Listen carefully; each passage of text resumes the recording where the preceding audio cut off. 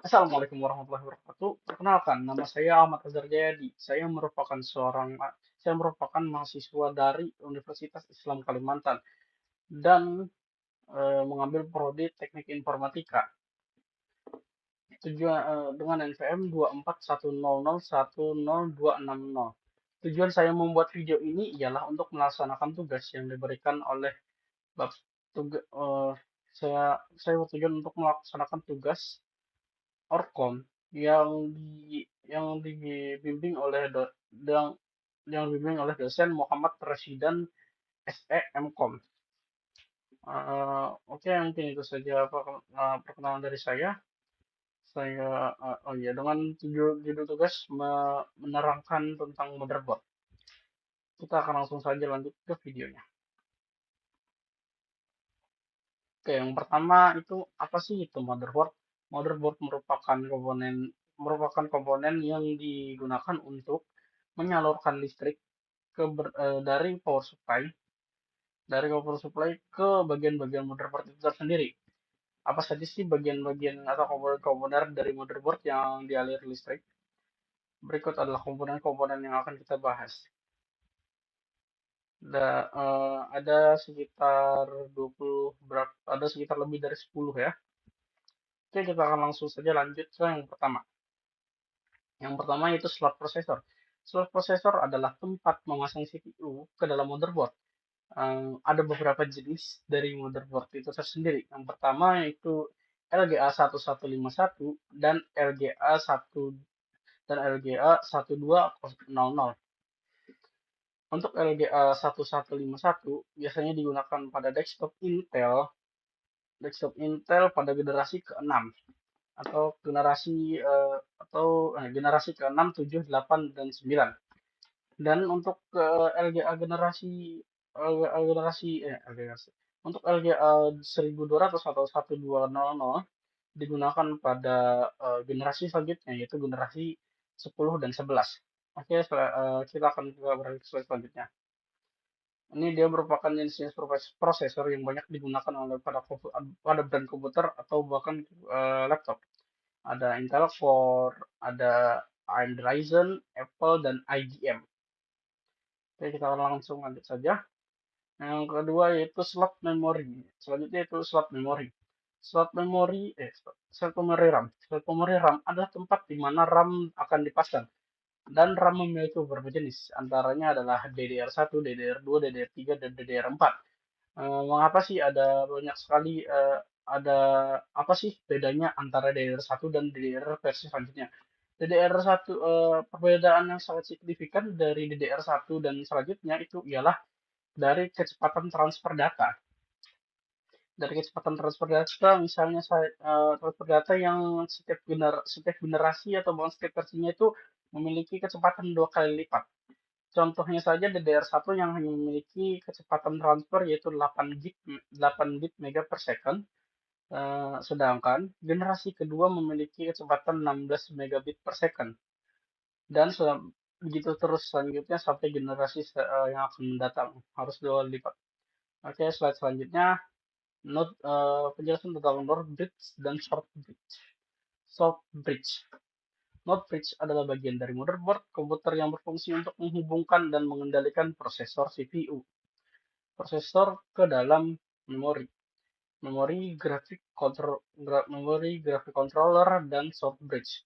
Sedangkan short bridge adalah komponen pada motherboard komputer yang berfungsi untuk mengelola perangkat peripheral yang terhubung pada komputer. Teman-teman pasti belum tahu eh, apa sih itu perangkat periferalnya. Perangkat periferal ialah suatu perangkat yang dapat mempercepat atau bahkan memperkuat suatu sistem yang nantinya akan dapat membantu pekerjaan. Contohnya seperti pemindai aplikasi dan juga pengeras suara. Oke, kita akan slide selanjutnya. Ini adalah gambar North Bridge dan South Bridge. Untuk North Bridge itu terletak di sini di tengah-tengah dan bentuknya kotak. Sedangkan South Bridge itu kecil, ya, lebih kecil dibandingkan North Bridge. Ini mungkin salah juga. Oke, next lanjut. Selanjutnya adalah slot konektor power pada motherboard atau ATX komputer. Slot konektor power pada motherboard atau ATX power adalah pin yang menghubungkan motherboard dengan power supply di casing komputer. Dan fungsi utama dari slot konektor power atau ATX power itu adalah untuk menyalurkan listrik dari power supply ke motherboard. Ini merupakan contoh konektor power konektornya. Port SATA. Port SATA berfungsi port, port SATA merupakan port yang menghubungkan perangkat penyimpanan seperti hard disk, SSD, dan auxiliary drive ke motherboard komputer. Ya, intinya port SATA ini menyambungkan beberapa perangkat penyimpanan lah ya. Dan ini merupakan contoh port SATA-nya, SATA. Lanjut, slot PCIe atau Peripheral Component Interconnect Express adalah bus ekspansi bandwidth tinggi yang umumnya digunakan untuk menghubungkan kartu grafis dan SSD serta peripheral peripheral seperti kartu penangkap dan kartu underkabel. Ini contoh kabel slot PCIe. Next, lampu LED pada motherboard. Lampu LED pada motherboard berfungsi sebagai penanda sistem informasi komputer seperti penanda temperatur CPU atau kecepatan kipas. Nah, teman-teman, ada juga beberapa indikasi-indikasi yang ada pada lampu LED yang patut kita perhatikan. Contohnya saja seperti lampu LED yang selalu aktif, lampu LED pada CPU yang selalu aktif. Yang itu artinya CPU kita masih dalam keadaan bagus dan masih berjalan seperti biasa. Dan selanjutnya adalah lampu LED drum. Lampu LED drum. Lampu LED drum yang selalu menyala itu menandakan bahwa memori kita masih bagus dan juga memori kita tidak memiliki kerusakan. Yang selanjutnya adalah lampu LED VGA. Ya, yang selalu menyala, yang menandakan bahwa kartu grafis kita masih aman dan juga masih stabil. Yang terakhir yaitu lampu indikator kelap-kelip pada laptop atau komputer, yang menandakan jika lampu tersebut terus berkelap-kelip itu terjadi karena permasalahan baterai yang kurang tepat atau baterainya sudah rusak. Oke, kita akan lanjut ke slide berikutnya. Port PS atau 2 adalah konektor mini DIN 6 pin yang digunakan untuk menghubungkan mouse dan keyboard ke komputer kompatibel dengan PC. Dan ini port PS2 ini sudah jarang digunakan ya. Port PS2 ini sering terdapat pada komputer-komputer yang generasi-generasi yang lama, generasi-generasi terdahulu ya. Kita lanjut dan ini contoh kabel port PS2-nya. Kita akan lanjut saja ke port selanjutnya. Port paralel. Port paralel adalah antarmuka pada komputer yang berfungsi untuk menghubungkan perangkat eksternal seperti printer ke komputer. Dan juga ada beberapa yang bisa disambungkan lainnya ya. Ini merupakan kabel port paralel. Contoh kabel port paralel. Next, port serial. Port serial atau serial port adalah port lama yang digunakan sebagai port seri yang umumnya berfungsi untuk menghubungkan perangkat eksternal seperti modem, mouse, atau keyboard untuk mengirimkan data sedikit demi sedikit. Alasan mengapa port serial ini diganti mungkin karena ada beberapa teknologi yang dapat mengirim data lebih cepat, seperti halnya kabel data yang kini menggantikan posisi port serial. Oke, kita akan ke slide selanjutnya. Port VGA. Port VGA adalah sebuah antarmuka analog pada kartu grafis yang umumnya digunakan untuk menghubungkan antara komputer dengan monitor. Dan port VGA inilah yang dapat menjalankan beberapa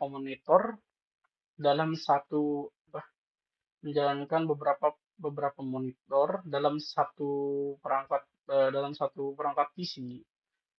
Ya, seperti yang kita lihat-lihat di para YouTuber menggunakan 2 sampai 3 monitor dalam satu waktu. Itu dikarenakan port VGA. Next, port DVI atau port Digital Visual Interface adalah antarmuka yang berfungsi untuk menghubungkan komputer dengan monitor dengan mentransmisikan sinyal video digital. Dan ini dipakai dalam komputer atau laptop generasi 2010 kayaknya. Untuk selanjutnya adalah port HDMI. Port HDMI adalah port antarmuka yang berfungsi untuk mentransfer data audio dan video yang tidak terkompresi ke perangkat tampilan digital seperti televisi digital. Dan port HDMI ini biasanya dipakai disambungkan ke alat yang namanya proyektor yang biasanya digunakan untuk presentasi dan lain-lain. Ini contoh kabel port HDMI-nya. Selanjutnya, port USB. Port USB adalah teknologi yang memungkinkan perangkat eksternal atau peripheral terhubung ke komputer. Uh, Next, ini adalah bentuk port USB-nya nih. Dan ini adalah kabel USB-nya. Contoh kabel USB. Next, baterai CMOS adalah baterai kecil yang berbentuk koin yang terpasang pada motherboard komputer. Ini adalah baterainya. Contoh baterainya dan ini letaknya di mana. Okay, next. Port RJ45 berfungsi untuk menghubungkan atau mengoneksikan internet pada komputer. Dengan adanya ini, sinyal akan jadi lebih cepat. Ketika kita menggunakan modem, sinyal akan menjadi lebih cepat dikarenakan akan langsung terhubung kepada modemnya daripada kita menggunakan jaringan seperti WiFi, jaringan seperti perangkat WiFi ya.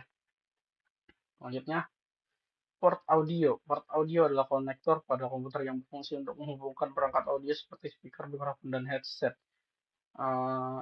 Dan ini adalah beberapa contoh-contoh portnya, banyak sekali ya. Nah, mungkin sekarang sudah ada beberapa yang sudah mulai jarang digunakan. Next, pin CPU fan. Pin CPU fan adalah komponen yang berfungsi untuk menyambungkan kipas CPU ke komputer. Ini lumayan penting dikarenakan jika tidak ada kipas ya tidak ada CPU fan yang dapat menyambungkan fan ke yang menyambutkan kipas ke CPU, maka PC kita atau komputer kita akan cepat kepanasan.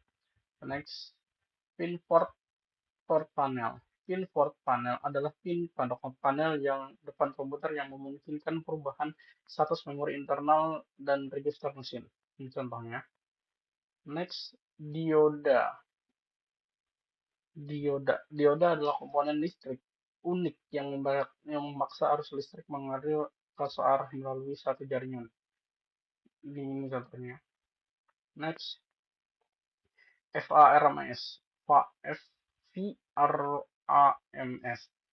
Video Random Access Memory adalah untuk memastikan eksekusi tampilan grafis yang merata dan lancar.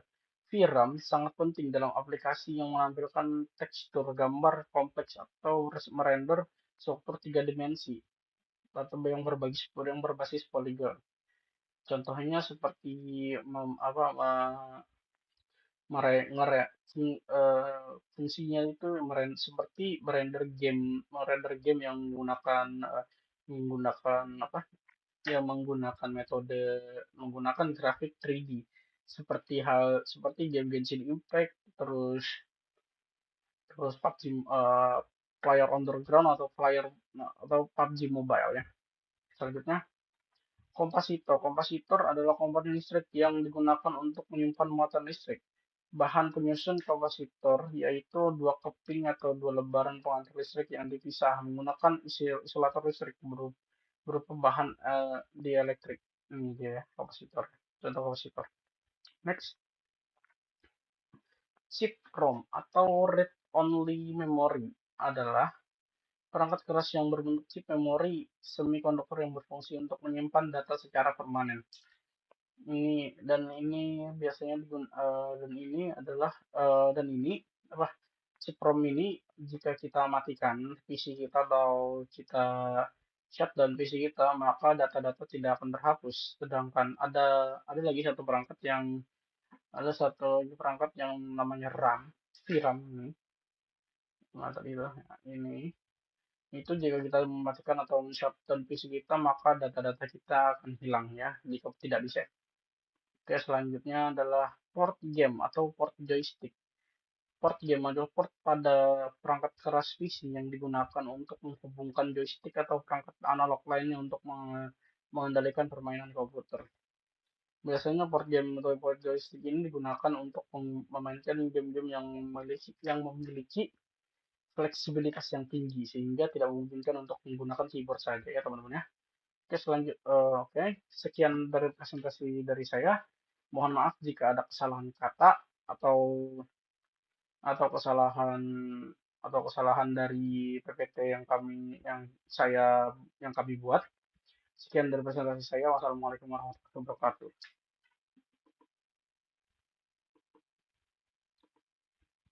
Bentar aja juga. Batas saya. Aduh, batas itu.